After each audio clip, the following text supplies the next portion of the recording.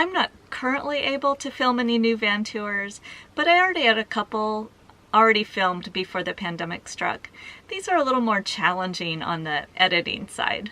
In this video, we get to tour a temporary self-built van built by a digital nomad. Keri wasn't sure exactly what she wanted, so she built out what she thought she wanted and had it be just good enough so that she could live with it for a while before she hired someone to help her build out the permanent design. I think this is a great way to go if you are already full-time on the road and you aren't sure exactly what's going to work for you. Keri did a great job in just 6 weeks working full-time, and she didn't have a lot of building experience. Now, if you're a longtime fan, you might recognize Dr. Keri from the Biosphere video that we did together. Be sure to hit that thumbs up button below and share it if you know someone who is interested in getting into van life.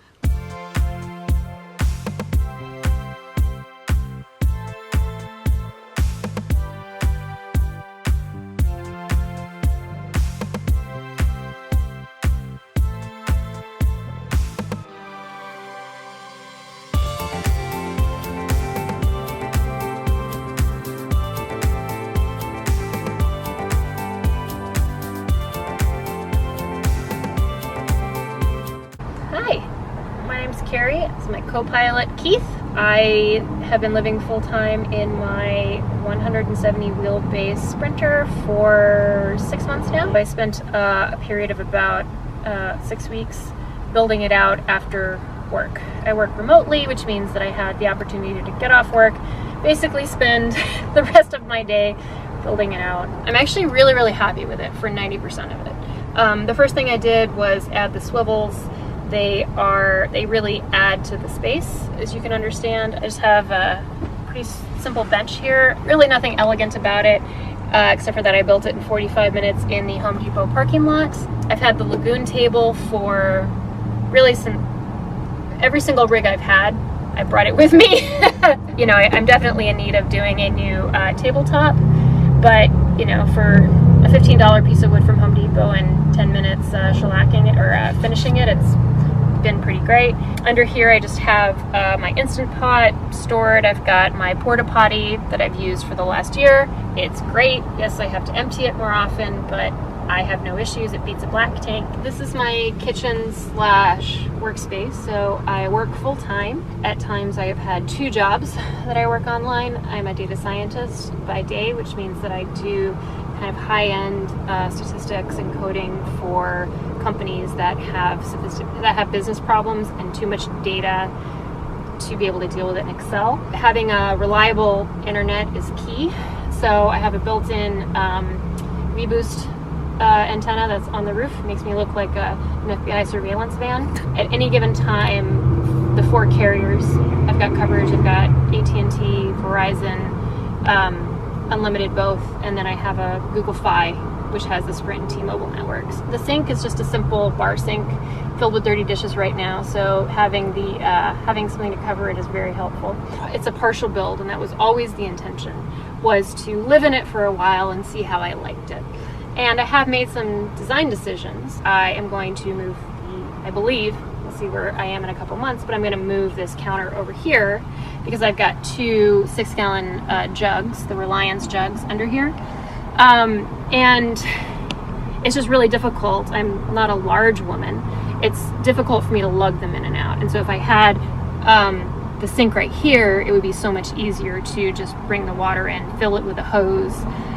Even if I had to take them out, it's easier to load them from here rather than having to get them under here. I have a 6-gallon jug that serves as my gray tank, which drains from the sink there. In all, I use my Berkey for 90% of my water needs. I've got my cutlery, you know, the important spices. All that is also Velcroed down. My workspace also Velcroed down so I can drive away and not have to worry about it too much. My bench slash ottoman slash office chair slash fridge is a 12-volt compressor chest style fridge.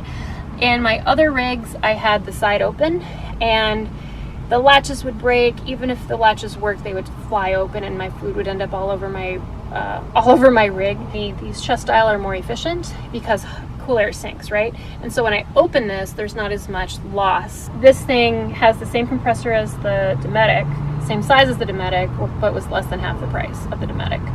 It was, I think, $500, and they shipped via FedEx in 2 days. I spent a lot of money, relatively speaking, on the electric and less on the build. That was a bit by design because I wanted to live in it before I actually had the final design. The electric, however, I knew would be something I would need. So I have 300 amp hours of lithium from Battleborn. Very happy with those so far. I have 600 watts of solar on the roof. There are 2 residential panels, 24 volts, 40 amp solar charge controller, nothing special there. The inverter is a 3000 watt inverter, and I do entirely electrical cooking. But I decided I wanted the permanent bed because when I first built it, I was still towing the trailer before I sold it, and I had a bunch of stuff I needed in the garage. And I'm just really happy to have that extra storage for my tools. I have the batteries under there. I've got a road bike under there. Just for the extra stuff, it's really nice to have that dedicated storage space. I think the downside to the build is that I don't have a lot of organized storage space. When I go and change things up, the first thing I'm going to do is build more cabinet space. But what I really need is more space up here, and I need some sort of structure and organization for the lower storage. One of my favorite things, it doesn't look like much here, but I've always wanted a fainting couch, or a chase lounge as they like to say. And basically what I do here, so this just pulls forward. You can kind of see the mess that I have under here, but I've just got all my clothes in a storage, in an IKEA bin, and I just pull it out, and you know. And it just leans Yeah, exactly, and it just leans back. Is it hinged? It is hinged, yeah. And then I have a memory foam topper that I had in my sticks and bricks when I had an apartment, and I just chopped it up basically. And so I have a full-size mattress here. Bought it on Amazon for I think $200. So it feels really open, and I love that. But I didn't want a closet. You know, I don't really have. I have professional clothes, but I don't have to keep them hanging, for instance. Most of these sprinters have these really sexy cedar panels. They don't tell you what a pain in the butt it really is to work with. So I wanted light, so I used, I think this is like 1/4 inch tongue and groove. It's pine paneling. It's typically used, it's what's called wainscoting, which is a feature you'll often see on the East Coast in houses, and I always wanted it in my house. So I went out and bought it, and I spent way more money than I care to admit, because it was overpriced and it was really difficult to work with. And because I was on a deadline and I was in kind of a remote area, there was only one store that carried this. It was a Lowe's. I was stuck with what they had, and so several of them were warped. If you look at the ceiling, a lot of them are warped because I couldn't get, so like for instance, it's not as bad over there, but this will just fill out, and that's something else to change. But certainly down here you can see, like if you follow the lines right here, this one is bent. And I was screwing this up the afternoon I was supposed to leave. So what would you use instead? I'm just going to use a big piece of pretty plywood, I think. Just stain it. I love the color and the texture that I use, so I'll probably do like a blonde stain again. I love the way it lights it up, and you don't often see it in vans. However, I'm basically just going to put it up as one piece. You know, and the recessed lighting is fantastic. I have no complaints about that. I'll keep that. But the tongue and groove is very overrated, in my opinion. You know, so I could afford a house.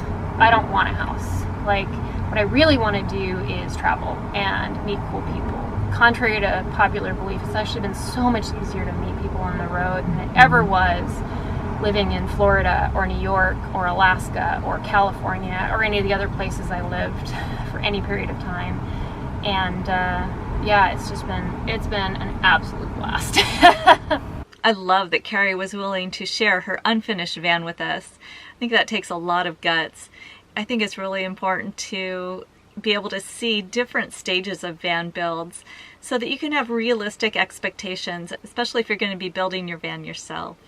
So I really want to thank Keri for sharing her unfinished van with us. There are links to many of the different components that she used down in the description box below. And there's also a link to our community Facebook group, Gal Adventurers. I invite you to come join us in the conversation. And before you go, hit that thumbs up button below, hit the subscribe button, and hit the notification bell so that you don't miss any upcoming videos. I really appreciate your continued support of my channel, and I love interacting with you in the comment section below. This is Joni with TheGalavan. Enjoy your journey.